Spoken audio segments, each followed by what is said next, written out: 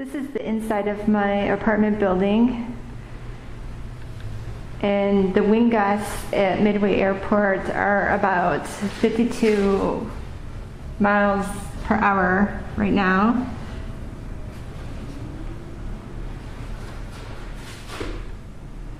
You can see, holy shit, the wind.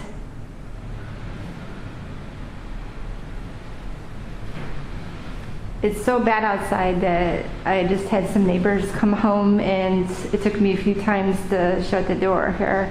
It's a very heavy door. Oh my God.